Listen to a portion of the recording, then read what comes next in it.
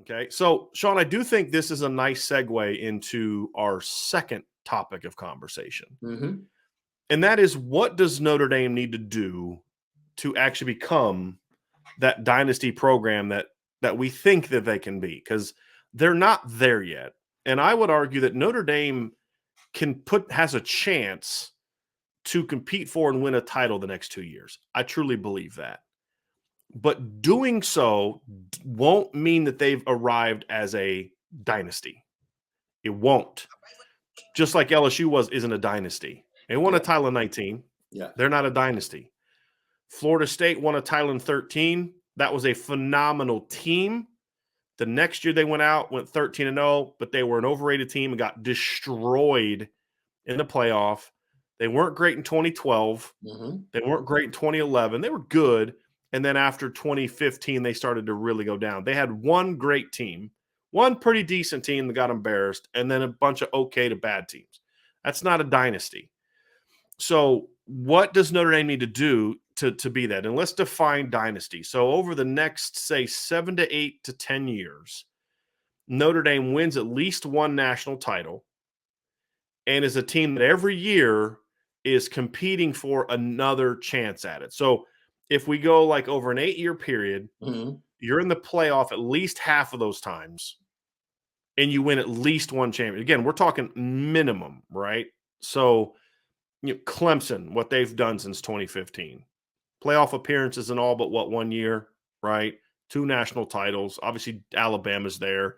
You look at what Miami was in the 80s, and I would argue that Notre Dame's 88 to 93 run was a mini dynasty time. Mini, right? Because they only had one title. I think they got screwed out of a second title. It's a different conversation for another day. But at least half of those years, Notre Dame was a team that you looked at and said they at least deserved a shot at a national championship, or were as every bit as good or could have, whatever the case may be. Right. And so, to me, what do they have to do to at least at the minimum get back to what they were in 88 to 93? That's kind of the premise that we're working with. The dynasty standard isn't what Alabama's done the last 12 years. That's unique. That's unicorn stuff. That's like saying, well, Bama wasn't a dynasty because they didn't go through a 4-year period without losing a single game like Notre Dame did during that 4-year period under Frank Leahy. 4 years, 3 titles, 0 losses. That's not the standard for dynasty because you can't ask people to live up to that. Otherwise, there's never going to be another dynasty, right? So, so Bama's kind of like at the high end of what a dynasty looks like. Right. Then there's like the Clemson level. And then I think that the only other team that deserves to be in the conversation over the last decade would be Ohio State. Right. Won a title, has played in the title game twice, has made the playoff at least half the times during that stretch, right? And they've been 10-plus wins every year.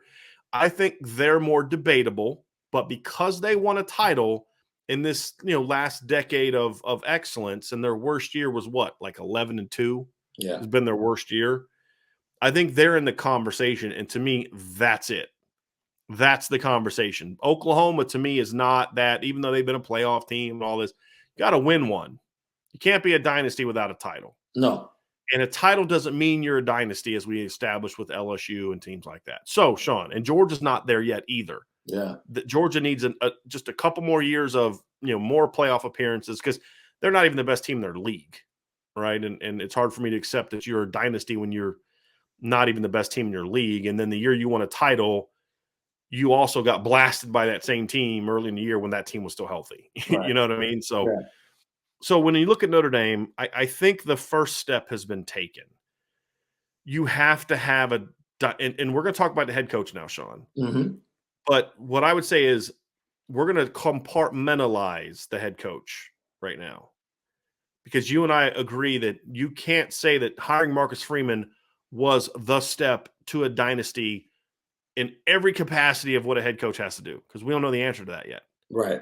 I think in one very important aspect for Notre Dame especially, the head football coach has to be a dynamic recruiter or have a dynamic recruiting operation. I think he has to be a dynamic recruiter. Because Lou Holtz was a dynamic recruiter. He just did it differently than Coach Freeman because it was a different era. Lou could start recruiting in December because that's when recruiting really took off. Right. So Vinny Serrato would do all this work. That's who Chad Bowden is now. Would do all this work, staff would do all this work, and then they'd get the kids on campus in December and January and then close for February. Right. That's how recruiting worked then. Yeah. And so Lou would come in and he would deliver the speeches and number one class, like back to back. Right. And so I think when somebody asked, do I consider USC a dynasty during the 2000s, a mini one, similar to like the Notre Dame stretch, because it was such a short period of time where they were truly elite dominant, but they did win a couple titles. So yes, I do consider them if you got to be at least a half a decade. They are a Vince Young scramble away from being a true dynasty. Even more, they're a Vince Young scramble away from being borderline Miami 80s, 90s. Yeah. Because that had been their third title. Yeah. I mean, yes. And they were never the same after that. No. They were never the same after that. So that's why I say mini. For like a 5-year stretch, USC was the premier team in the country. Absolutely. So they're similar to what Notre Dame was from 88 to 93. Like to me, those two teams are the minimum for what a dynasty has to be. You either have to have multiple titles or, number 1, 2 finishes over a short period of time or, success over a longer period of time. Yeah. So back to the conversation. I think from a recruiting standpoint, Notre Dame has a head coach in place, Sean, that is a dynamic recruiter. And I think in today's era with recruiting be year round, it's hard for me to think Notre Dame can have the talent to consistently be a top 5 team. Facts. Right. Yeah. And so like Florida State to me was a dynasty in the 90s. Right. They weren't a great team, but they were just top 5 every year. Every year. Even if you take away the 93 title and say Notre Dame should have got that. They still won one in 99, but they were a top 5 team every single year. Yep. And they were 2 missed kicks against Miami away from having another title, right? So, I mean, they were like, that's the thing that's the bar. I think Notre Dame has the first step is talent acquisition at the end of the day is still going to be the most important thing for Notre Dame, right? It's got to start there. And I think with Marcus Freeman and his ability to recruit and the emphasis he puts on hiring good recruiters, it's got to be those 2 things is the first big step that Notre Dame has. Because I want to talk first, Sean, about the things we think that are in place already for Notre Dame to be there and then what they need to do next. So I think that's the first thing that they have already taken that step. Marcus Freeman is a dynamic recruiter who understands the importance of hiring a dynamic recruiting staff is the first huge step towards Notre Dame becoming that program moving forward. And I'll add on to that. He's charismatic and he's a fantastic deliverer of the message of the school on and off the field, not only to recruits, but alumni, former players, and the fan base. That sounds like Lou Holtz. He has galvanized everything that is Notre Dame. And that is something that you have to be very special to be able to come to Notre Dame, which is a different place than any other college football campus or program, and to be able to bring all facets of the university and the program together and raise the level of excitement.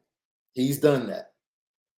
But not only that, you told me something that made so much sense this past week when you talked about his relationship that he has with Lou Holtz. We already know he has a great relationship with his mentor, Jim Tressel, who won a national championship at Ohio State. But now you add into the wisdom of Lou Holtz and how to handle the position of head coach at Notre Dame, not just from a recruiting standpoint or when you come before people and the alumni and you talk about things and you're going before the fans and the students. And there's so much wisdom he can gather from Lou Holtz and his mentor to go ahead and implement those things. We can just look at the way he put together his coaching staff, right? Like that was the first challenge, right? Okay, you have the job. You played the Fiesta Bowl, didn't go the way you wanted it to go. Now you have to fill these vacancies on the coaching staff. And right now, most of us are very happy with what we've seen from the coaching staff to this point through spring practice, the way they've coached, the way they're recruiting. And then we get to see how they react when the bullets go live. Well, I don't even want to say that now. I'm sorry. That's a bad phrase to use, especially with some things that are happening currently in the United States. I apologize for that. But when the cracking starts with the helmets, and the pads start popping, baby. That's right. We'll see how this staff is going to come together and how they'll react to live action. And that's it. But we got the guy. You need a guy as the head coach. We got him. And last but not least, just like Lou Holtz, you have to have a perfect mixture of veterans and youngsters to have a great team, a championship team. And with that, they all have to buy in. Because you're going to have some kids that weren't recruited by him, that were under the previous regime. You're going to have some that were brought in by him and are, quote unquote, his guys. And he has to be able to get the message to the entire team and get them to buy in. They've done that. Like, we've talked about it ad nauseum, being the too phone. Much, Sean. They've bought in too much. Because they're over 86 players, and they're figuring out how to get under 85. Too much, man. And it's amazing to be at this point as a fan base, coming from the disappointment of what took place when we found out the former head coach wasn't going to be here any longer. Going through that unknown of not having a coach and then coming to this position with this staff and this head coach. You have to be excited as a Notre Dame fan. There should be no other way to feel. Yeah. You shouldn't feel hesitant. You should be excited about where things are. Because of what we know. Yes. Now, here's where I would say we're going to kind of flip it to what needs to be proven. Okay. The fact of the matter is Marcus Freeman is only, his dynamic recruiting is only going to go so far if he can't prove that he's also a very good coach. Right. And that's why I think this season is so important for Notre Dame, because if he can go out and, like even just some of the prognostications we're seeing, number 8 overall, 10-2 type of year, like Lindy's has them playing Miami in the Orange Bowl. If you go 10-2 and you lose to Ohio State and Clemson in close games, it's not great, but and then you beat Miami in the bowl game. Yeah, it may not be a great season from our standpoint. You got to start beating those teams. But from a perception standpoint on the recruiting trail, it's going to be huge for Notre Dame. Yeah, I agree. Because it's like, okay, they haven't fallen off now that he's taken over, right? Because of the perception of who Brian Kelly is as a coach. If he can show that, hey, man, we're still there, right? But now, that's where the recruit, you can't go like 9-3 or 8-4. You can't have that kind of step back. Yeah. And I think those are the things that I look at, Sean, and I say in order to, because from a recruiting standpoint, you have to start doing this over and over and over and over in order to really recruit at a high level. Like, you can't just have this great 23 class and then not recruit like this in like 2022 the next 6-7 years, because then you turn into LSU. when that group, when 22 are seniors and 23 are juniors, this Notre Dame team could be special, right? But then they're all gone, and you go back to being what LSU was, right? And or that's the point. You have to be able to string these together. The one thing that I think that you always hear when it comes to you have to recruit at an elite level, the first response is what? You got to recruit top 5 classes. Right. That is such nonsense. Please stop. Please stop. Because if your evidence is Alabama, we've already said Alabama's a different animal. I'm going to read you Clemson's composite class rankings from 2011 to 2018. Because can we all agree that those are the classes that made up their 2 title teams in their run during that stretch? Yeah. Composite class rankings: 10, 20, 9, 16, 9, 11, 16, and 7. That's a grand total of 0 top 5 classes. Now, the funny thing is, Sean, the worst team that they've had since 2014? Yeah. When Deshaun, and that's because Deshaun got hurt. The worst team that they had actually came, that'd be the 21 team, actually came after they had gotten back-to-back top 5 classes. Right. The only 2 top 5 classes Clemson landed were the 20 and 21 classes. So their roster now is made up of more top 5 classes than the 2 teams that won championships. What's the 2-0 difference between those rosters, Brian? They recruited great players, but they cared more about guys that fit what they were trying to build. Guys that were bought in. Now, they got skill players. They had quarterbacks. They did all those type of things, right? Right. But it wasn't about go out and get highly ranked guys. That's why Clemson has 2 titles and Georgia and Ohio State both have 1 apiece, right? Speak on it. Yep. So that's the thing you have to understand is it's about building an elite roster. And so many people are obsessed with recruiting rankings because of Bama. Yeah. You got to stop. Bama's not – you're not going to be that. No one is going to be that. No. There is another way. Georgia is the only team that can come close. That's and they're even questionable. Let's see what they do now that they lost 15 guys in the NFL. Let's see if, you know, and Bama's going to be better.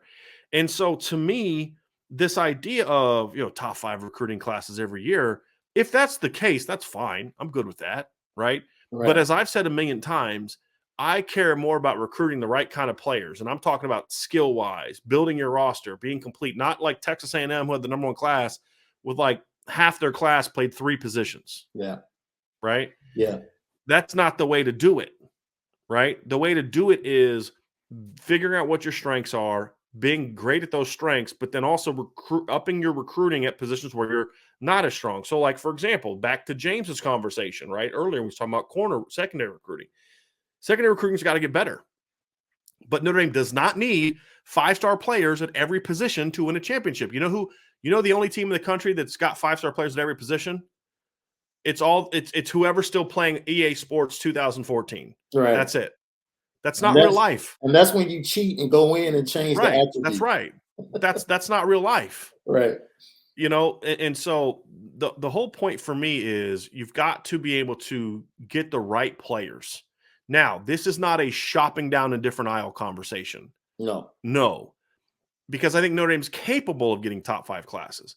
But if Notre Dame has the #8 class in the country because they only signed 19 guys, because they don't lose kids like other teams do, and they only signed 19 guys because that's all they had room for, guess what? That class is going to be ranked high. Yeah. Because do you know what the class ranking was for the class that had Trevor Lawrence? It was 7th.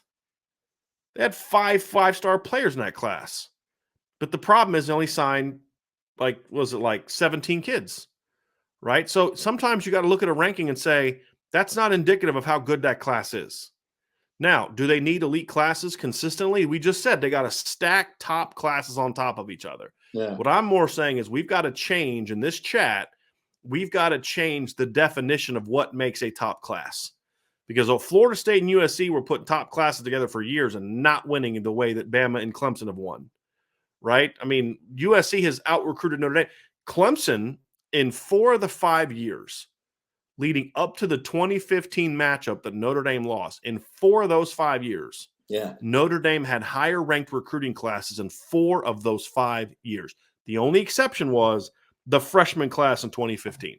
That's the only year that Clemson had a higher ranked class than Notre Dame. That's it. But Clemson was a better program, right? Because their roster was built better, they had better depth, and they had better coaching. So to me, you do need to keep stacking top classes on top of each other, but we can't always define it by how it's ranked by the services for a million reasons that I don't really care to get into today. Otherwise, our show is going to go on forever. But we should all agree that you have to stack top classes on top of each other every year. It's just we need to change the way that we define what a top class is and not just immediately go to, well, 247 said this.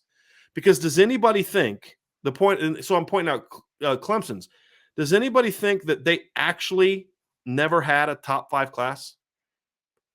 Does anyone look at those classes and do you really want to argue me that they never had a top 5 class? The rankings said it. The rankings said they didn't have one, but you look at their 2018 class, it ranked 7th. Would you trade that? There are not 6 classes that I would have traded for that class. Yeah. It had Trevor Lawrence, Xavier Thomas, KJ Henry, Jackson Carman, Darian Kendrick, Justin Ross. I mean, Mario Goodrich, Mike Jones, Darnell Jeffries. I mean, that class had some Jordan McFadden. That class had some dudes on it. Kyler McMichael. That class had some guys that were very key to that team being very good in 2018. Yeah. You know, the 2017 class, which ranked number 16, right? That's the class we always talk about. That's the one that helped them win the title. That's the guys that were sophomores in 2000. Or, I mean, the guys that were sophomores. No, I'm sorry, the 2017 class. Excuse me. That was the one that ranked 16th. That class had a lot of dudes on it that were very key parts of them winning a title in 2018. It ranked 16th. Here's who they had in that class: T. Higgins, AJ Terrell, Amari Rogers, Justin Foster, Travis Etienne, Balin Spector, who's been a pretty key part of it. But there's some pretty important dudes. Chase Bryce, they got in that class, who they don't beat Syracuse in 2018 if Chase Bryce isn't signed. But think about it: Travis Etienne, Justin Foster, Amari Rogers, AJ Terrell, T. Higgins in that class. And it ranked 16th. Why? It's only signed 14 dudes because they had signed so many kids before. Yeah. Right? And so you just took in back-to-back years, you had classes that ranked 16th, 7th, and 11th because the 2016 class ranked 11th.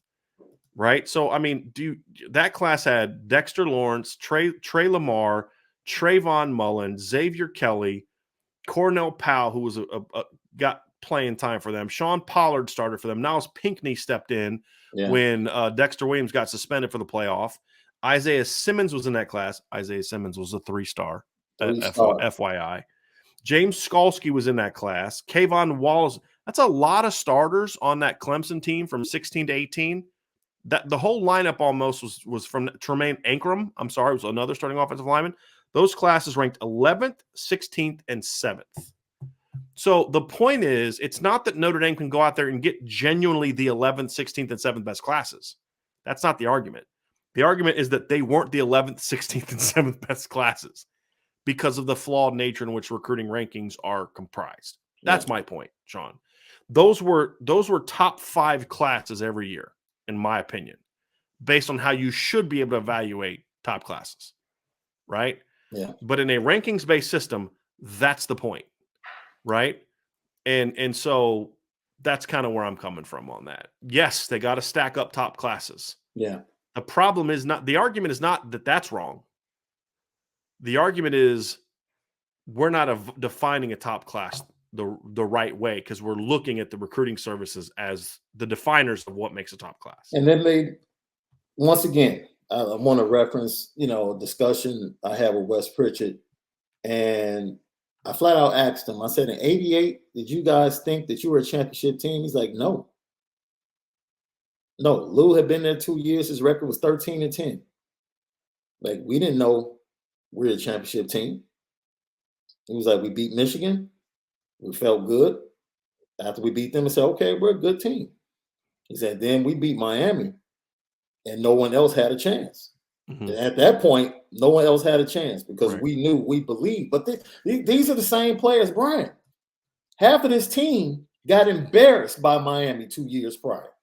Well, the year prior. The year prior, yes. They lost 24-0, I think, the year before. The year before, and then before that, in Jerry Faust's last game on national TV, they were crushed. Right.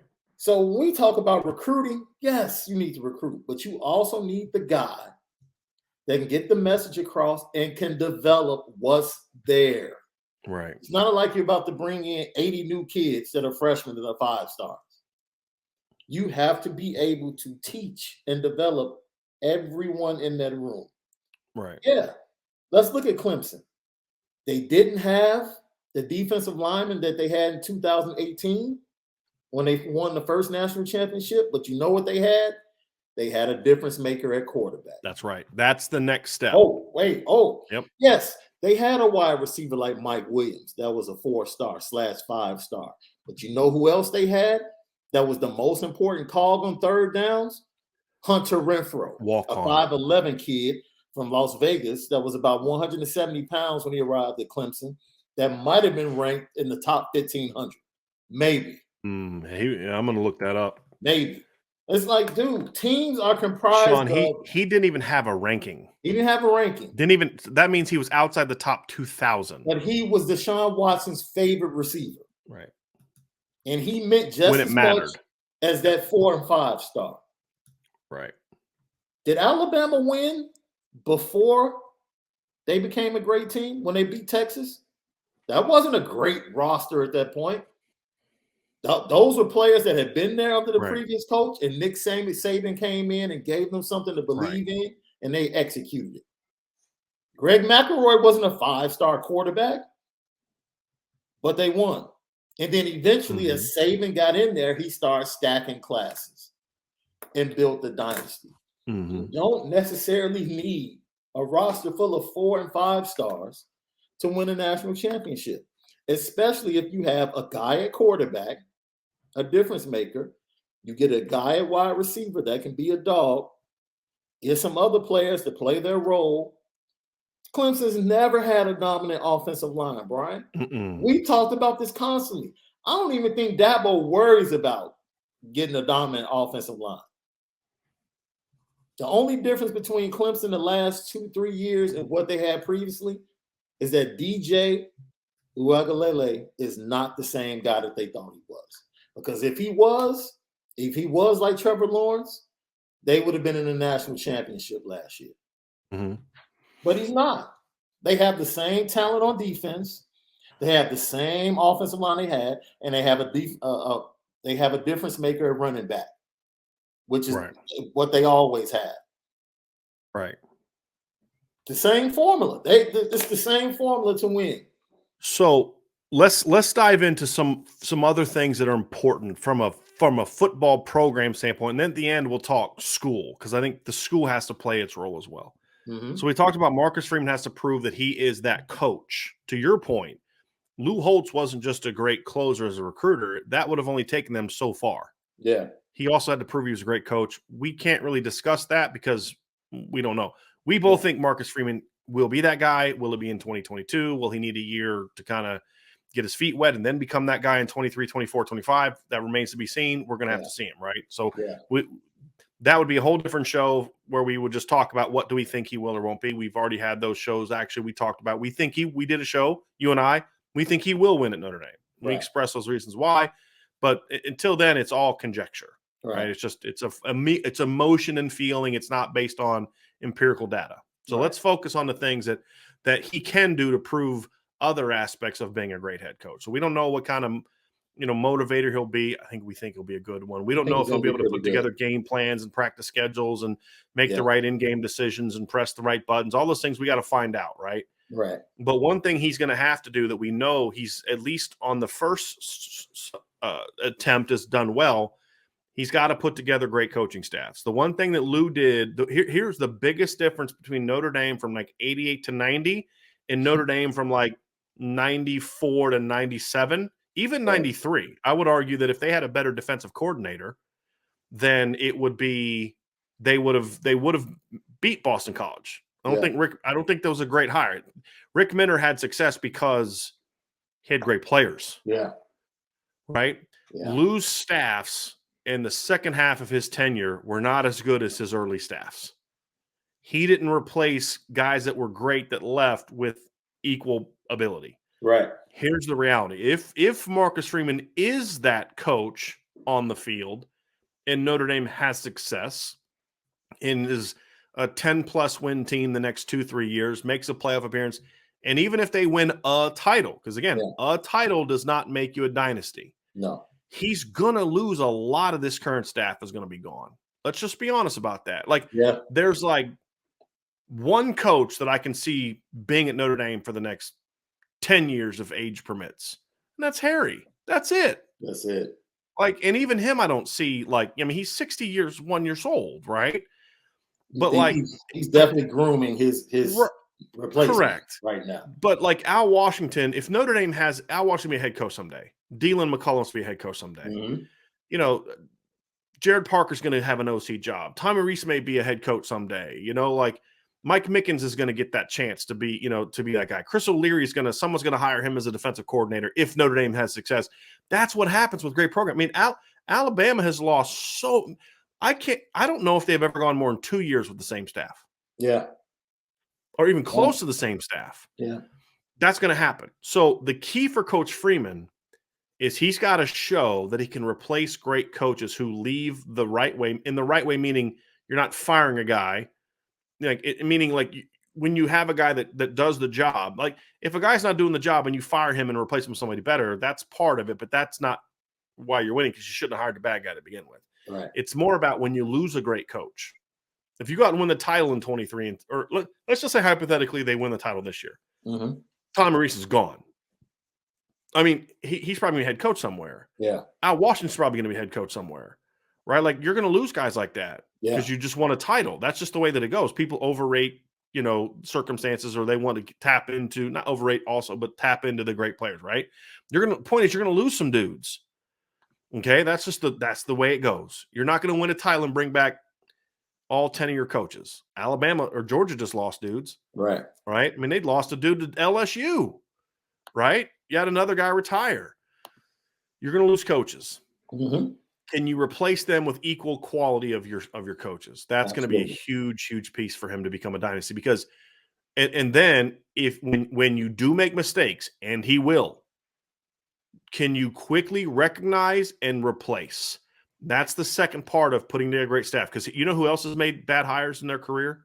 Nick Saban, Ryan Day, Dabo, Urban Meyer. Yeah. Right. I mean, the list goes on and on and on. Yeah. Brian Kelly's not the only coach that made bad hires. Yeah. The issue I have with Brian Kelly was never that he shouldn't have hired Brian Van Gorder. I understand why he did it. I didn't like it at the time, but I get it. You've known him. He's been an SEC coordinator. He's been in the NFL. I understood the move. I didn't think he was going to be a great coordinator. I didn't think he was going to be as bad as he was. Right. But when you recognize that he's not that guy, then make the move. Urban Meyer at one point in time thought that having Tim Beck and Ed Warner as co-coordinators was a smart decision. Right. It was not a smart decision. Right. I felt that at the time. It was a bad decision. And he did it for a year. They went to the playoff. They out-talented people that year, Sean. That's a simple fact. That 2016 Ohio State team just simply had way better players than anybody else they played. Yeah. They didn't play a team with equal talent till they got to the playoff, and they got beat 31-0. Yeah. And you know what he did right after that? He fired him. Right? I mean, he did the same thing in 2013. The defense collapsed at the end of the year. They got whooped by Michigan State at the end of the year. And I mean, physically, they got whooped. The score wasn't a bluff. They physically got beat up by Michigan State. They'd had some games they won where they gave up a lot of points, and then they could not stop Taj Boyd in the Orange Bowl. At all. So what is Urban Meyer? They just went 12-2.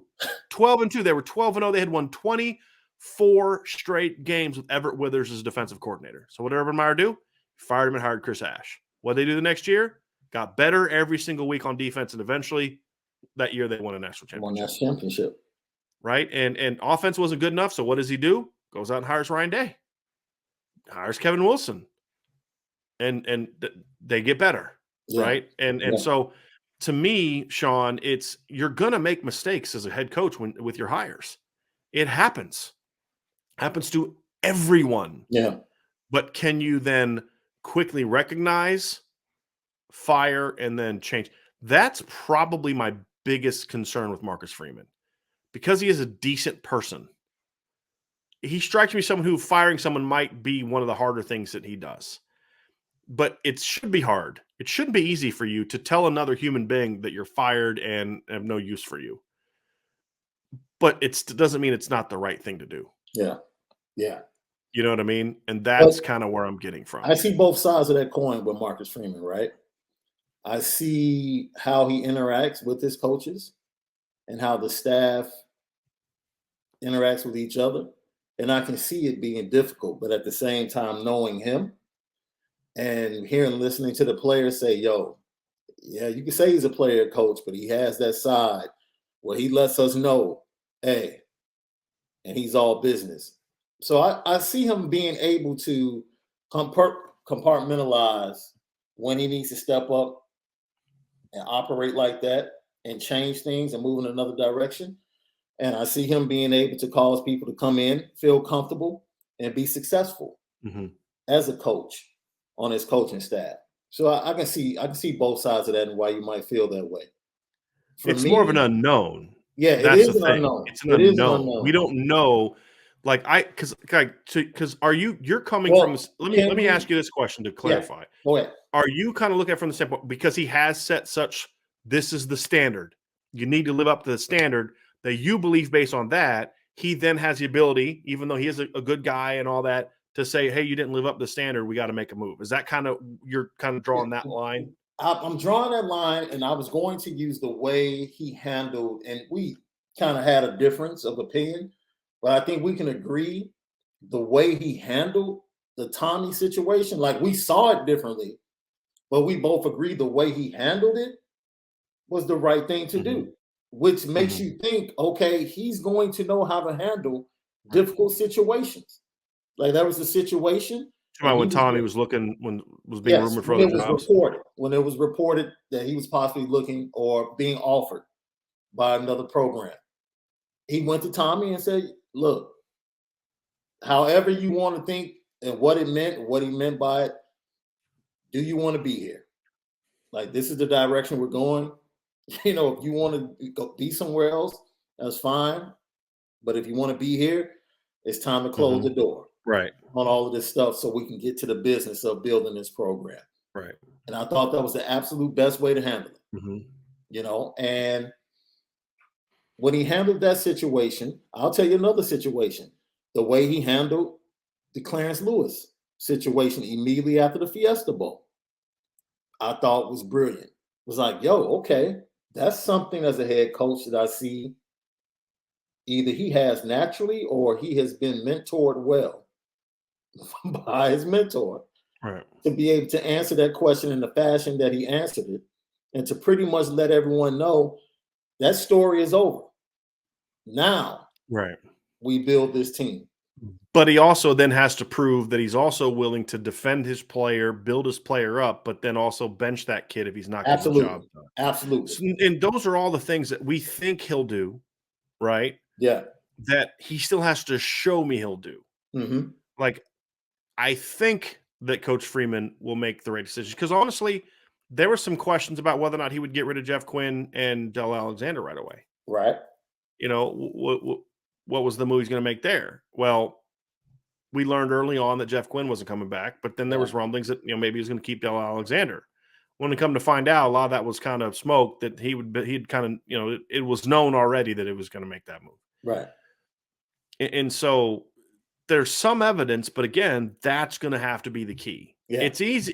I'm not worried about him firing guys that are just bad, just really bad. It's are you living up to the standard that we've set? There's a Hmm. difference. It's not like you're the standard and then Dell and then that's it. Right. That's the only two options. Right. Sometimes the guy's a good coach, but he's not enough, and Not that's the enough. thing keeping us from that next level. Absolutely. Those are things he has to prove. Now we can say all till we want that he's going to do it, but that's what he's got to prove. Because consistently putting together great coaching staffs is important. But and then also moving on from your mistakes, which again, like Nick Saban made a mistake in hiring after he'd won multiple titles already, and that's when he made Tosh Lupow his defensive coordinator. Hmm. A horrible decision, Horrible decision. but he moved on from it really quickly, Yeah. and so that's what you got to do. That's Yeah. going to be the And key, we have seen, I guess we've seen the breadcrumbs right? in certain situations to say, okay, I feel confident that when certain situations do arise, he's going to be able to meet the challenge Right, and make the right decision. right, Ultimately, we can only wait and see how yeah, things play out. because we But do agree him yeah, doing so is going to be important to creating a dynasty. absolutely, That's the key. I think he can absolutely. keep this staff together and not long enough to win a title. Hmm. We're having a dynasty discussion. I think they want to Now, win a title together as a yes, they staff. do. Now, Yes, winning a title makes it easier to then go hire that next guy. right. I think that helps, Yeah, but you've got to make those decisions because I don't think Ed Orgeron did that. yeah, And he lost Joe Brady and he lost some different guys and he replaced. I mean, he thought Bo Pelini was the right move. yeah. In Ed Orgeron's defense, he moved on from that after a year. I mean, just there was a lot of other problems that Ed Orgeron had that brought that program down. Just other than Bo Pelini wasn't the reason that LSU is where they are now. It Yeah. was a lot of other stuff. It just Bo kind of helped expedite that Expedite that. process, Yep, right? you're right. So I think the coaching aspect of it is important. I mean, just this is the one I'm going to kind of get into a specific person standpoint. Shoot. Okay. You've got to try to keep Chad Bowden as part of your institution as long as possible. He is can I use the word rock star? Yeah, you For can. him? Yeah. He's a flat out rock star Right. right now in the recruiting circles, especially with the parents. Right. Especially with the parents. And did we have this discussion offline this week when we were talking about the vast majority of recruits we talked to, if it was strictly up to their parents, Notre Dame would Oh, be I think it was last week. Yeah, it was last week. Yeah. If it was strictly up to the parents, Notre Dame would probably land like Sean, if it was up to parents, stars. Notre Dame would be a top 5 class every year under Every Ty, year. Yes. Charlie, Yes. Davey, and BK. Yes. It's up to parents. Notre Dame's a top 5 class every year. Yeah, every year. And Chad is just continuing that and doing a stand-up Chad's job. making it to where you're going to finish number 1 every year if it's up to the parents. Yes. Absolutely. And he's doing that with the families. He's doing it with the recruits. It's almost like before you even hear them talk about Marcus Freeman, the first name out of their mouths is Chad. Right. Like, man, I love Chad. I would argue we might even hear Chad's name mentioned more with recruits.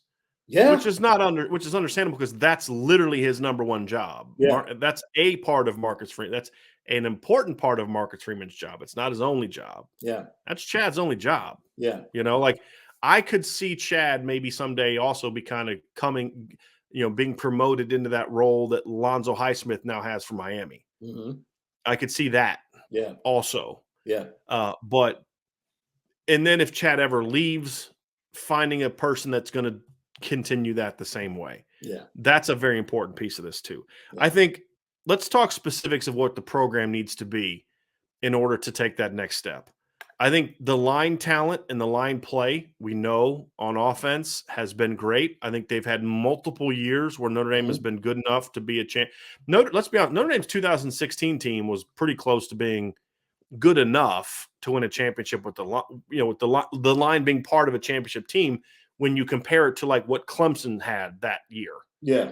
You know what I mean? Like right guard was an issue, but they were good at center. They were good on the left side. McGlinchey and Nelson were both second, third team All-Americans. Alex Bars was real solid at right guard. Mustapher was solid at center.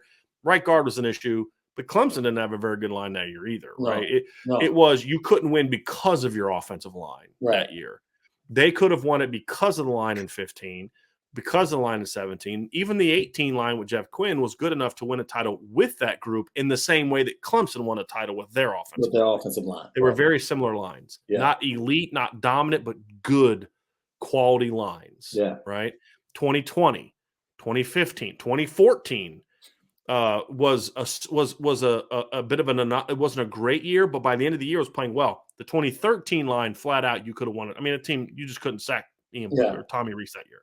Yeah. 2012 you were there half the line, the other half not so much. As he kind of was deeper and deeper in his tenure, you had that pretty much every year. And so I think offensive line. Now, here's the thing. The Notre Dame defensive line has been really good in recent years. I do think that needs to get better. I do think the talent level needs to get better. I do think the coaching needs to get better. Mike Elston did a good job. This isn't revisionist history, and now we're going to bang Mike Elston. Mike Elston did a good job. His players were fundamentally sound. They tried hard. He was a good recruiter to a degree. He benefited from some recruiting that Keith Gilmore did. If we're going to be honest. Keith Gilmore's the guy that recruited Dalen Hayes and Adi Ogundiji and Khalid Kareem. We got to be honest about that, right? But he also, Elston also recruited Isaiah Foskey and the Adam Yolas and, those kind of guys. Harry Heastan recruited Jerry Tillery. But, they had good lines. Right. The issue, the thing for me is, but now we're talking about taking that next step, right? And being an elite team year after year after year. Not only does the talent got to get better, the other part of it is they got to become a better coached defensive line. Elston did a good job. There's another level. And I think the thing that I consistently read when I read about NFL teams looking at Notre Dame's defensive linemen, and this goes back to to Tillery, it goes back to, Kareem, there was always a little bit of a concern about the lack of an array of moves. Like each guy had like one movie was really good at, or one or two movies he was really good at. But and Elson was really good at like teaching the using their length and the power moves. But like they don't have like an assortment of moves that they could really go to. Right. He taught the basics as good as any coach in the country. I would argue that. And I would argue till the day that I die about that. Mike Elson taught the basics of defensive line play as good as any team in the country, which okay, it's the basics. Now go play ball. Right. And it took advantage of your talent. Now, to take that next step, however, I think they got to get to another level. They've got to get it to where not only do you have a player like Isaiah Foskey, but Isaiah Foskey now has a deeper arsenal to go to, right? Where, you're just not better. Like Notre Dame's D-line beat up Clemson in 2018 because they just had better dudes. Yeah. I mean, their dudes were just better than Clemson's dudes. Right. It's as simple as that. That's not always going to be the case. You have to not only have talent, but you also have like Keon Keeley can't come to Notre Dame and just rely on talent and basic fundamentals. He'll be a really good player, but to be a Will Anderson, a game changer, a Julius Peppers, an Ndamukong Suh type of take a game over type of guy. Jason Moore, same way. Tyson Ford, all these D linemen they're recruiting, Boubacar, all of them, Devin Houston. They need a coach that can also teach them that second level, take them to that next level. Okay, now they got football, they got D-line play 101 down pat. That's great. Right. Elson was awesome at that. And this is a compliment. But now you need to start giving them some senior level classes to where they've got counter moves. They've got, if this team does this, if my move isn't working, I got this. And I think that's the next step, because for Notre Dame to be a dynasty, they have to have great play along, but they're not going to ever just out talent and out athlete the best teams in the country for 3 to 5 games a year. And what I mean by 3 to 5 games a year is you're going to have 2 games during the regular season, usually against an elite team. Yeah. And then, sometimes 3, especially if USC gets good again. And then you've got the 2 in the postseason where you're going to play that team. Yeah. To beat those teams, your D-line play has to go to another level. It's close, but it's got to go to another level, because Notre Dame has to. And that, look, 88 team, I mean, you look at that 1993 defensive line. Good Lord. I mean, they embarrassed the Florida State offensive line. Yeah.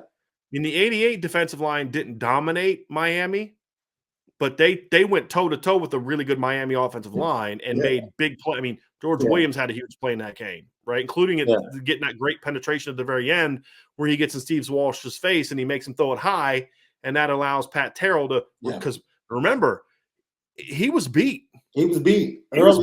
Early in the route. If Steve Walsh can just snap that thing off, it's ball game. Miami wins. But because the bull rush, there you go. Yeah, he couldn't plant his feet and throw the ball. You look at the Frank Stamms strip sack early in the game, right? That set an agenda that, hey, we're here to play. Chris Zorich was a beast in that game, right? Jeff Alm made some plays in that game, right? Yeah, Jeff Alm was a battler that game. May he rest in peace. So Notre Dame could beat you up in the trenches on both sides of the ball. That's why they beat Miami that year. And is they were the better team in the trenches, and then that made them good enough on the perimeter with Ricky, with Rocket, in 93 with Lee Becton, with the guys that they had in 93, but especially in 88. I mean, the 88 team and the 89 team, they had legit big time skill players. Yeah. They just didn't have, they had 3 and other teams had 6. They said Wes Pritchard said the Michigan game was the toughest game. In 88? Yeah, they said they went to the Miami game knowing they were going to push them around. Right. They knew they were going to push their offensive line around. You couldn't push Michigan around. When they walked in and they saw Scrapanek and Jimbo Elliott at like 320 and 315, it was a heavyweight fight. And they knew for 4 quarters, they were going to have to stand there in the middle of the ring and throw blow for blow. And it came down to the last snap and a missed field goal, and it set the tone for the rest of the season. Right. And most people would probably look at the Miami game, as the toughest game, but for them, just from a physical standpoint in the trenches, they're like, no, it was that Miami team, and we knew that's the way it was going to be. So to me, Sean, in order to consistently win, we agree that there has to be dominant line play, right? But here's why Notre Dame beat Michigan in 88 and 89. And that is that Notre Dame had the better athletes. Mm-hmm. Ricky Waters punt return in 88, Rocket Mm-hmm. with the 2 kick returns in 89. Yeah. Notre Dame had better skill, and that's the final piece because you can beat those teams up in a line, but if they're just then running by you for 70-yard touchdowns, especially in today's era, because back then you could kind of get away with a little bit more because it was such a physical, grinded out game. Yeah. Nowadays, I mean, and Clemson's a perfect example of this with their offense. They don't beat people up. They just go out there and their line's good enough with their skill to go out there and be successful. So did you watch, if you go back, and I know you love watching old games, so as soon as I say this, I got the 88. I got the 88 game up now. Turn the 88 game, go to the second series. I think the series after the punt return, the next time Notre Dame gets the ball. Lou calls 3 consecutive plays. And the only thing that stopped Notre Dame from being up 14-zip and possibly blowing that game open is Tony Rice just being inaccurate early. Right. They go play action to Rocket. He's beating the defensive back by like 5 yards. I just watched Ricky Waters just absolutely embarrass the Michigan punt return team. Oh, absolutely. And here's the thing about, and this is the point about the skill, and I'm going to go to that play, Sean, but the thing about that 88 to 89 teams, especially with Ricky and Rocket, is what y'all don't understand is Michigan didn't give up special teams touchdowns. No. They gave up 3 in 2 years. That's why Bo was so upset. Right. No, I believe I could be wrong on this. Yeah. But I believe Notre Dame scored more special teams touchdowns in those 2 years against Michigan than they did defensive touchdowns or offensive touchdowns. At the very least, they scored as many because I think they only had 1 touchdown in that game in 88, right? Yeah. Then they kicked that they had all field goals. Wait. No, they had the 1 touchdown on the special teams. And then Reggie Hill had 4. You're right. Yeah, Reggie Hill had like 4 field goals. Yeah. But I think they only scored the 1 touchdown. And then the next year they scored. How many did they score in 89? I think they in 89 they had the 1 touchdown that was it was like Ray Zeller's out of the backfield, I believe. Final score was 24-19. So they only scored 3 touchdowns. So in a 2-year stretch against Michigan, they scored 4 touchdowns. No, it was Anthony Johnson. Anthony Johnson out of the backfield. Short pass. So 4 touchdowns in 2 years against a pair of top 5 Michigan teams. Michigan was ranked number 2, I believe, in both years. And so because Notre Dame was number 1 in 1989 when they played. Right. In 1988. Michigan was ranked number 2, and Notre Dame was Notre Dame had not jumped up in the rankings yet. They were 13th when they played the game. Well, I'm sorry, Michigan was 9th. So they had that game where they were 9th. Notre Dame beats them. The next year, Michigan's 2nd. You're playing the number 2 team on the road, and you got 1 offensive touchdown. So the reason for that is the skill. Is Notre Dame from 88 to 93. And this kind of goes back to the conversation that James was making earlier. Yeah. I think James has taken an issue and turned it into an even worse situation than it is. And that I don't think is accurate. Yeah, there's no talent in the secondary outside of one guy because he's ranked at such and such or whatever, right? Like, I don't agree with that. But I think the thing that we have said is it needs to get better. Receiver, there's good skill at Notre Dame at receiver. It needs to get better, right? Because the one thing about those 2 games, and this is the point I'm making, is Michigan was able to neutralize to a degree Notre Dame's dominance in the trenches. Even if they won those battles, they didn't dominate those battles, and then it became about the skill. Notre Dame had better skill than Michigan. That's why Notre Dame won those games. Yeah. Right? Yeah. And so that's where and then there was a stretch from like 90 to 93 where Notre Dame was putting guys in the NFL draft in rounds 1 and 2 and from the secondary like every year. Yeah. So they need to, again, we never said they don't need to improve it. They got to improve it.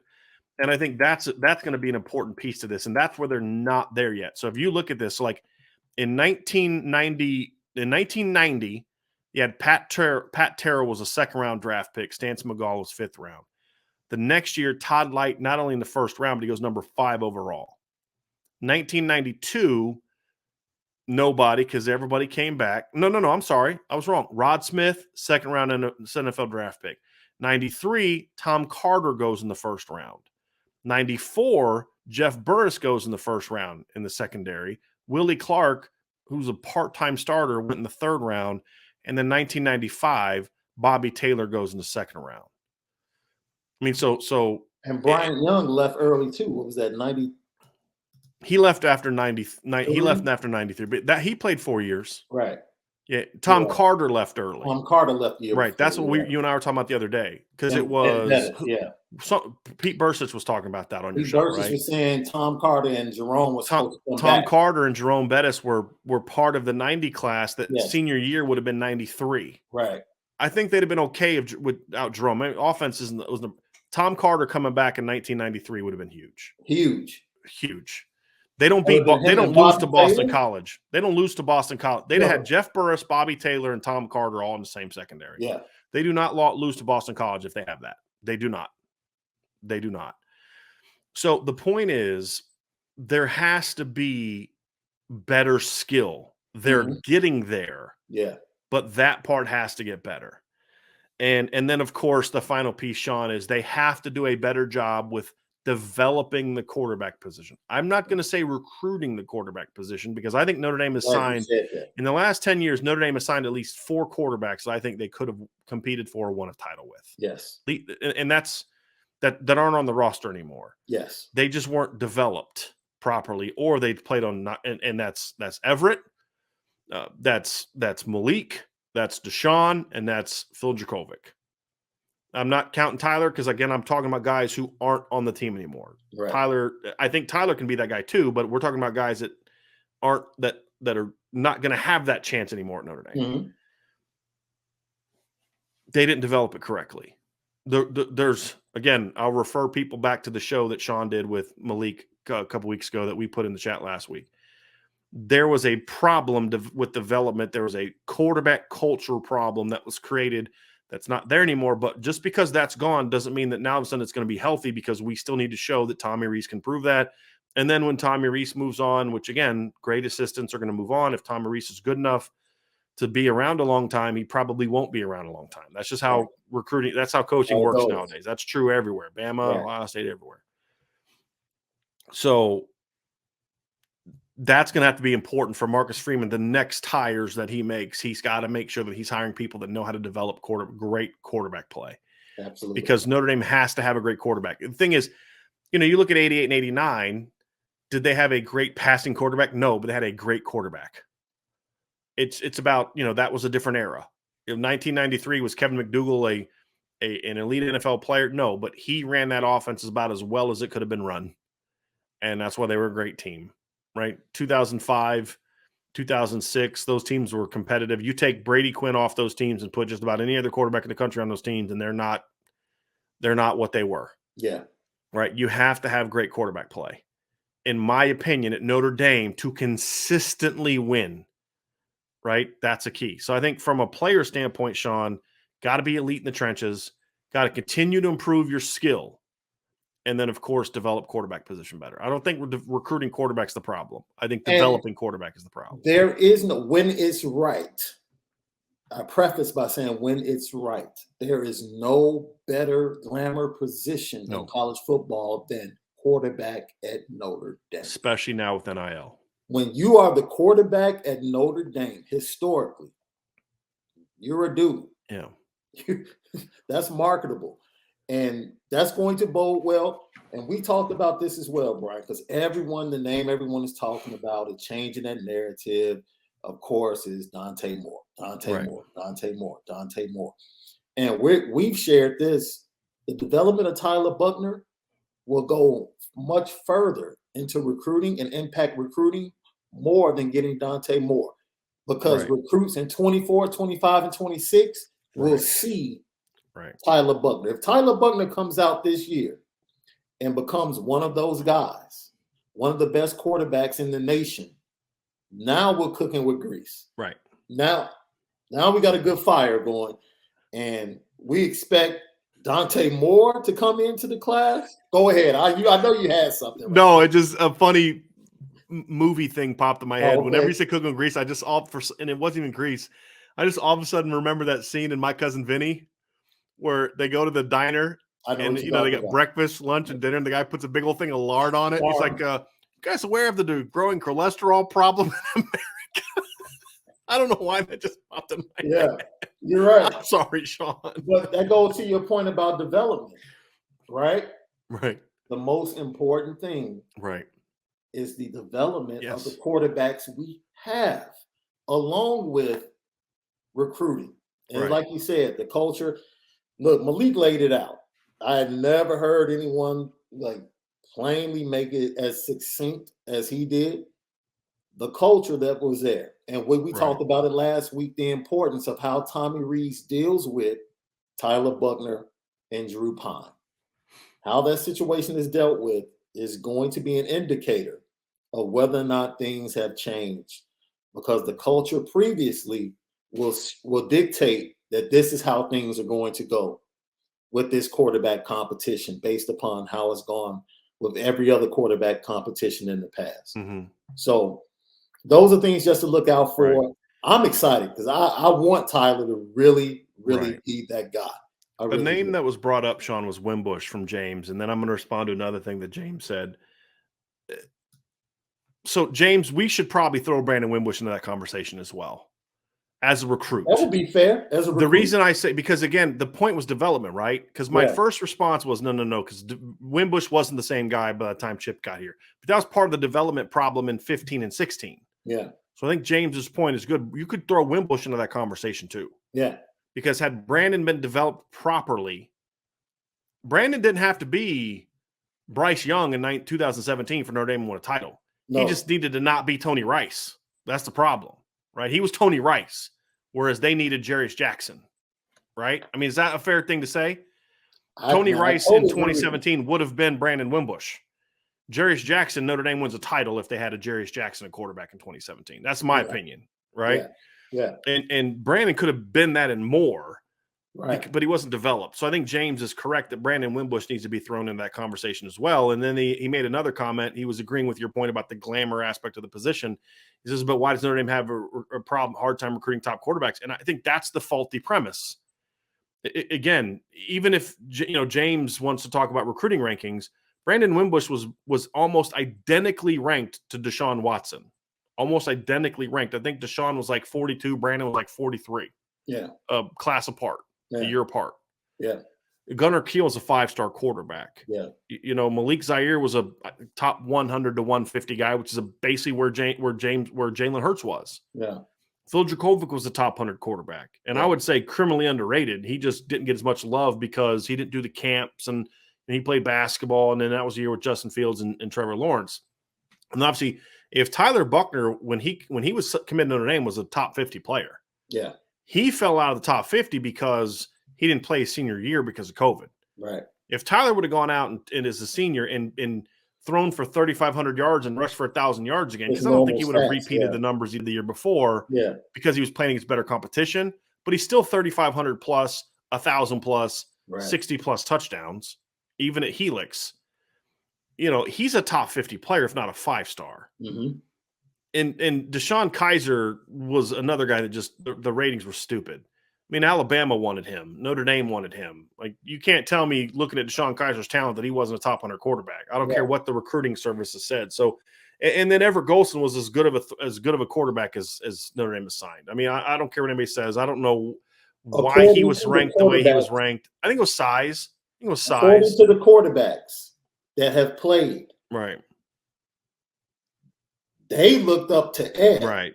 From a talent standpoint. Ed was the best arm. Ed, that was the dude. Yeah. And Jimmy Clausen's the only quarterback that Notre Dame in the last 20 years that could spin it. That you could say spun it better than Ev. That's it. But Ev brought so much more to the table than Jimmy. Absolutely. As a runner and all those other types of things. He had a stronger arm than Jimmy too. 2012, he was just raw. Right. He was just raw. He literally just took over games without really knowing what he was doing. He would just take over games. And of course, Tommy had to come in. Games like Pitt. Right. To close things out. Right. He came into Stanford. Stanford was because Ev got hurt. Yeah. Right. And then he had to start against BYU because Ever got hurt. Right. Right. But then you see the promise, even in the national championship game. Like they were being dominated in the trenches, but Ed was running for his life, still making plays. I would argue the Michigan game is the only game they needed to bring in Tommy, in my opinion. Oh, yes. Even Purdue, I don't. But it was more of a you bring him in because you have him. Right. Because you have Tommy Rees, right. who started a bunch of games and can do certain things. You brought him in because you had him, not because right. you needed him other than the Michigan game. They needed him against Michigan. If Tommy doesn't come off the bench against Michigan, I don't know if Notre Dame wins that game. I mean, that was early on for Everett. So as I think this was incredibly well said by Ed, talking about Notre Dame, we don't develop QBs. We had no problem recruiting them. And I think that's the key. That's why we said it's about development, not recruiting. And so I know Malik has told, I think both of us, that he played with himself. He played with 4 NFL quarterbacks. Talent-wise, yeah. Talent-wise, like no question. Ev, Deshaun, himself and Brandon. And Brandon was the baby. Yeah. When he left, when he decided to transfer, that was his right. That was his. Because Brandon had a stronger arm than all of them. Yeah. Well, I don't know. Maybe I still think Malik had the strongest arm. Okay. I personally thought Malik had just pure distance and velocity, and and Ev had a much stronger arm than Jimmy, right? And I mean, you could argue of the 4 quarterbacks you talk about that Deshaun had the weakest arm. From a distance I mean, think about that. Yeah. Think about that. Yeah. And I only say weakest because somebody's got to have the weakest. Of the strengths. And they were, so point being, I don't think recruiting quarterback's been the problem. For Coach Freeman, it's going to be about finding an offensive coordinator and or quarterbacks coach, because I'm okay if it's the same person, depending on who it is, that can develop quarterbacks. Yeah. Because if Notre Dame simply just recruits quarterback the next 10 years like they had the last 10 years, they're going to be fine talent-wise. But then find better developers than what they had pre-Tommy Rees. Tommy Rees is still – he's showing progress. He's showing me potential. Now that Kelly's gone, now show me what you're made of. Yeah. He's a lot like Marcus Freeman. There's still some unknowns there that we don't really know about him. So there's a lot of prove it there, show me there with this current staff. So whether it's Tommy Rees – or someone else when Tommy Rees, let's say Tommy does a great job, he's going to leave for something. Yeah. That's just how it works. And then Coach Freeman's got to replace him with somebody that can do it as well, if not better. That's going to be the key. Because what Notre Dame's not going to have is they're not going to have what happened at Clemson. What happened at Clemson from a coaching standpoint was unique. And that is that Brent Venables turned down a lot of jobs to stay at Clemson. Look, let's be honest. If Lincoln Riley doesn't leave for USC, Brent Venables is still the defensive coordinator at Clemson. Absolutely, in my opinion. I mean, he left his son. Yeah. Wow, that sounded really bad. He left being able to continue to coach his son to go to Oklahoma, and that's only because Oklahoma was the job. I mean, because remember, he'd been there. He'd coached under Coach Stoops. Yeah, there was a connection with him with Brent Venables in Oklahoma. Yeah, and that was very deep, and so he's from Kansas. He played at Kansas State. I mean, there was a Big 12-ish connection for him there. Yep. And so so he's still there. Tony Elliott stayed way longer than anyone thought he was going to stay. Absolutely. Right, and so. It's just one of those things where you don't often see a guy keeping coordinators as long as Dabo was able to keep coordinators. And what's funny is for all the talk that people dislike Dabo, I think he's the guy that was able to keep his staff intact way longer. And I would argue too long, because I think there's a couple moves he should have made, honestly. Yeah. The O-line coach, that needed to be changed before this year. Absolutely. But the other thing is 6 or 7 of his current assistants are either guys that played with him in college or mostly guys that he coached at Clemson. His entire offensive staff now is former Clemson players. So for a guy that I keep hearing people say the players don't like and respect, they got a weird way of showing it by coming back to coach with him. And that doesn't even include the fact that he had Chancey Stuckey on staff in a non-on-field role. Yeah. A former player. Now, Chancey didn't play for Dabo when Dabo was the head coach, but Dabo was his position coach in college. Right. So but that's a bit of a unique situation that is, again, the anomaly from a coaching standpoint. Coach Freeman's most likely going to have to do more turnover because Notre Dame is such a unique place. Yeah. There's going to be more people. If Notre Dame has the success that Clemson has, there's no way Marcus Freeman, no matter how much the players, the coaches love him or whatever else, that he's going to be able to keep this staff as intact as Dabo kept the Clemson staff. Yeah. Because there's going to be too many big schools throwing too much money at those guys. NFL teams, all of it. So replace them. Wouldn't you say the toughness from your program will come from your veterans, the toughness and discipline.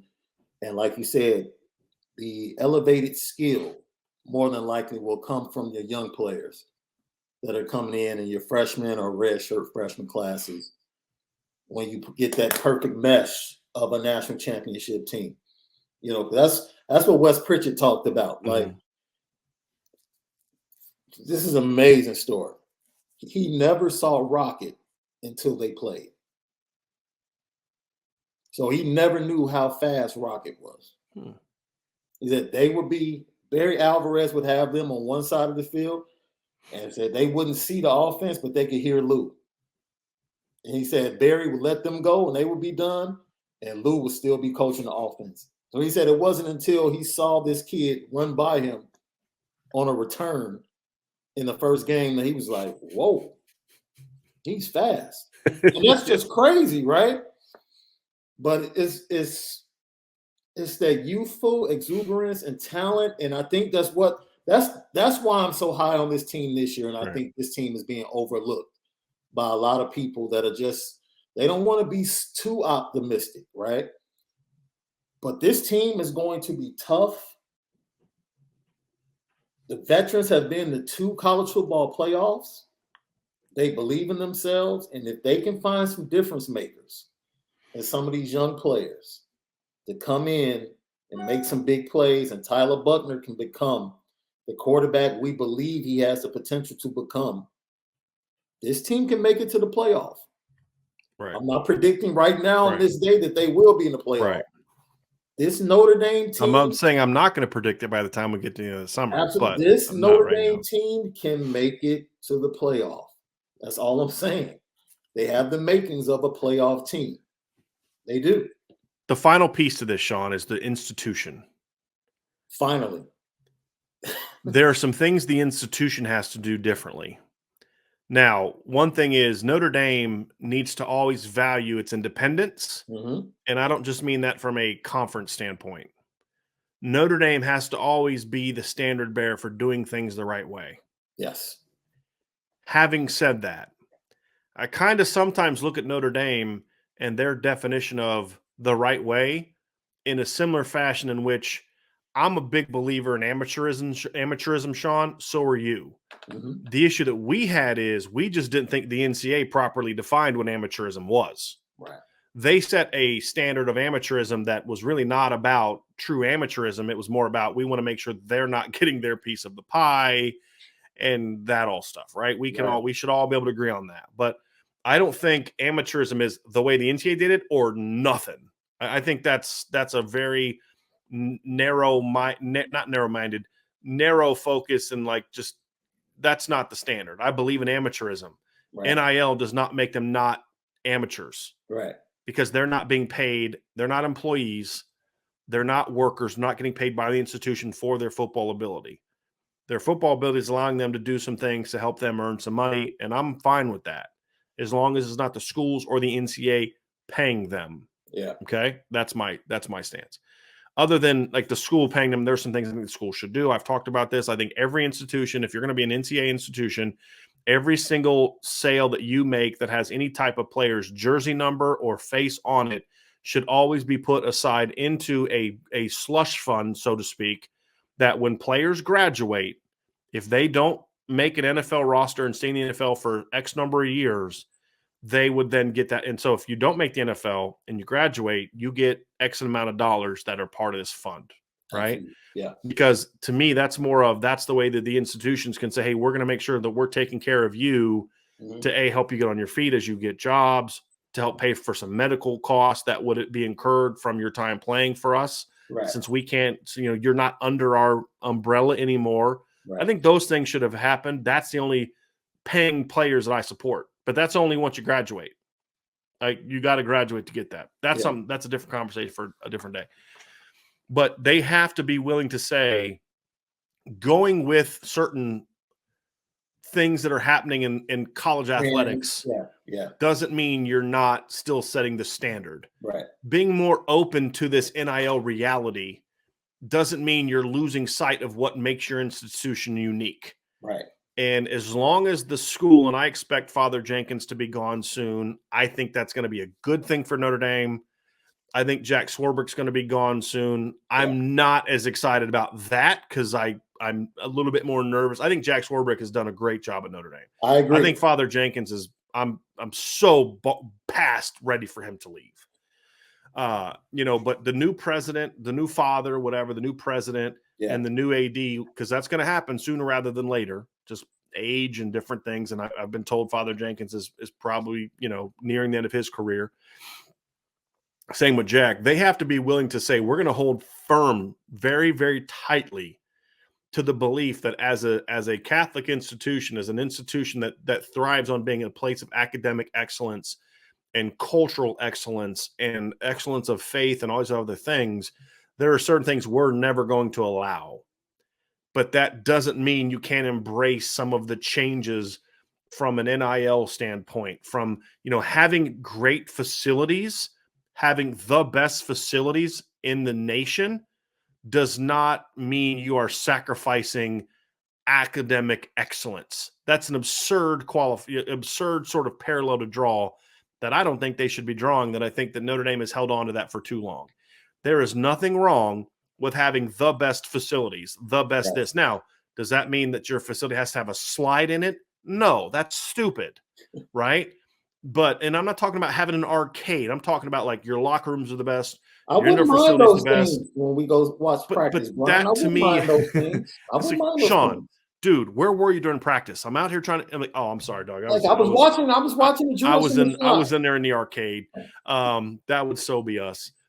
My point is, however, that's not what I'm talking about. Great facilities. There's no reason that you can't take more pride in, silly, like having air conditioning in your dorms, whatever. You know what I mean? Like having the best facilities, having the best locker room, having the best field, having scoreboards, having this. None of those things mean you don't care about academic excellence. Here's what means you've sacrificed academic excellence and cultural excellence. You make an athlete dorm. No, I don't want Notre Dame to ever do that. I don't want Notre Dame to ever separate the athletes from the rest of the student body. That's a sacrifice you don't make. They don't want that either. No, right. From a recruiting standpoint, that's a selling point for other places. Mm-hmm. That is sacrificing what makes you unique. Yeah. But having the best locker room, having the best weight room, having the best indoor facility, having the press field, being in the arms race, there's nothing wrong with that. No. Paying your coaches as much as the Alabama coaches are being paid doesn't mean you no longer believe in excellence from an academic and cultural standpoint. Absolutely. That's something that the Notre Dame leadership needs to understand is there's this silly notion that, well, we are an institution of academic and cultural excellence, so we are not going to do this. Those two things have nothing to do with each other. Yeah. If you're a place of academic excellence and you have the best law professor in the country or the best history dean or the best whatever, aren't you going to make sure that person is paid in such a manner that's going to keep them here to continue your academic excellence? Yeah. Of course. I don't see, I highly doubt Father Jenkins is out there taking pay cuts. I doubt Jack Swarbrick's only making $20,000 a year, right? There's nothing wrong with saying in order to maintain excellence in every aspect of it, we have to spend a little bit more over here than maybe some people are comfortable with. That's right. But just because our coach makes $12 million a year, just because we have one of the 5 highest paid coaching staffs in the country, doesn't mean that we're still not demanding that our players go to class every day and get legitimate educations and partake in what makes and building them up as young student athletes. And the fact that Notre Dame has kind of made that qualifier or has always seemed kind of stupid and petty and behind the times and just arbitrary, those are some of the changes that the institution needs to make. And if anything, you could say, hey, we're going to demand even more from you in those areas because we're now paying you as much as everybody else. we're not even going to hold you even to a higher standard of, you better darn sure make sure that your team GPA is here, Right. and that your graduation rate is here, and that players aren't getting in trouble over here because you're being paid quite handsomely to do so. Yeah. Right. And so to me, that's going to be an important piece of this. And that's something that, people focus on Bob Davie, a lot of other issues, but what really started Notre Dame in the fall at the end of the Lou Holtz era was the constant back and forth he had to go through with the administration. Right. Not having his back, not being supportive of the program, trying to hold on to these traditions and thinking that the traditions were constantly under attack, due to the success of the football team, and worrying about the football team becoming more famous than the school. It's like, the football team has been more famous than the school for a long time. Mm-hmm. For a long time. Like, that ship has sailed. Like, there's no reason to even worry about that. Right. A lot of folks use the term the right way. Right. I think the staff has been open and honest about not only to recruits, but to alumni and the fans. Like, we have to open our minds to change our perspective on the right fit. Correct. Stop that. Correct. The right fit is not what we've known traditionally. It doesn't have to be a private school from Connecticut. It could be a public school from South Florida. Absolutely. But that doesn't mean that kid couldn't thrive at a place like Tony Rice under the Brian Kelly administration would not have been considered. He would not have been a guy they found shopping down a different aisle. No, Jerome Bettis either, who just got his degree. Right. No, and two of the best ambassadors of Notre Dame football and the university that you can find. To me, doing it the right way is doing it in a way that strives on excellence, strives on having some sort of moral fiber of who you are. Yeah. Has an idea of your job is to not only develop great football players, but to develop outstanding young men. We're talking about the football program here. Part of excellence means, making sure that we are a first-class academic institution, and that football players are not excluded from that aspect of it, like they are at other institutions that are also very good football institutions or academic institutions. University of Miami, for example, they're going to be brought into that culture. They have to adapt to that academic culture of excellence. But it doesn't mean that this whole doing it the right way thing, there's things that Notre Dame has done that make them sort of NCAA-ish. Yeah. In that, is that really the reason that you're not willing to pay your coach the most? You know what I mean? Because it's some, no. If Marcus Freeman proves to be someone that can win championships, develop outstanding young men, hold the Notre Dame standard true, then he should absolutely be among the highest paid in his profession. Absolutely. Just like you would do for any dean or professor or whatever the case may be. If you don't think spending money to keep and maintain people that have proven success, then you don't truly believe in excellence. Yes. Because excellence is something that you just do some of the time. Why does Notre Dame spend so much money on first-class buildings? Because they view that as something that, the visual perception, the aesthetic perception of excellence. We want people to walk on this campus and be awed. Well, how's that any different than saying we're going to make sure that our football coaching staff, who's done this, this, and this, and this is something that I think, in fairness to Brian Kelly, but the reason I think part of the holdup for Brian Kelly is Brian Kelly didn't always do it the right way, and how he developed his program and how he interacted with his program. So I'm not saying he necessarily should have gotten that, but if Marcus Freeman is who we think he is, and the kind of coaches he's hired, then the Notre Dame as an institution needs to be willing to step up and say, we're going to make sure that you have everything you need, as long as you understand that you're bringing in men that are like Chancey Stuckey, that are like Al Washington, that are like Mike Mickens, that are like, these type of people, where we're going to demand that if you're going to be an assistant coach here, you're going to be one of the 5 highest paid people at your position. But you know what that also means? You have a much higher burden for what we're going to demand of you. There's a level of expectation for what you're going to be doing on the day-to-day lives. And if you don't want to be here, like, look, if you come to Notre Dame, you're going to get paid as an assistant coach. Right. Here's the thing. You're an assistant coach of football, man. No. I'm sorry. You can't. So you can have both of those things be true. Yes. But you can't say we're going to hold you this high standard and then not pay you like that. And until the institution understands that paying people top dollar does not equal a sacrificing what you believe in, as long as the people you're paying the right way understand and adapt and believe in doing it the right way, then you cannot fool the fan base. This is not the Chicago White Sox, where people don't come unless there's a winning team, and the ownership can say, well, we don't have the money. The fans aren't coming. No, this is Notre Dame. You can't fool. Right. There's no fool in the fan base. We know there is money to play. Sean, if Notre Dame decided we are going to have the highest paid coaches in the country, yes, they would have no problem raising the money to make sure that was true. No. Now, theoretically, I do think there was a time recently where there were a lot of alums and big money people who would have been less willing to give that money because they didn't believe in the specific coach. Yes. I'm talking more big picture. Uh-huh.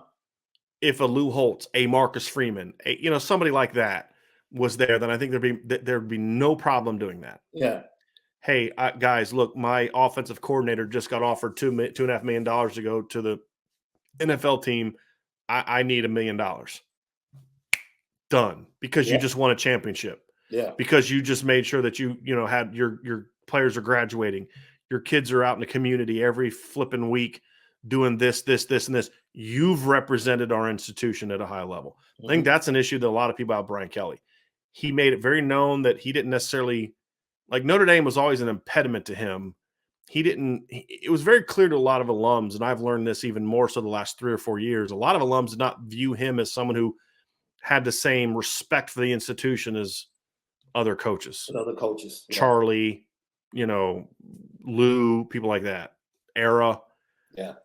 And so they would have been less willing to support him, but it wasn't a lack of funds. It was a lack of, but I'm not giving it to you. Yeah. That's not going to be the case with Marcus Freeman. No.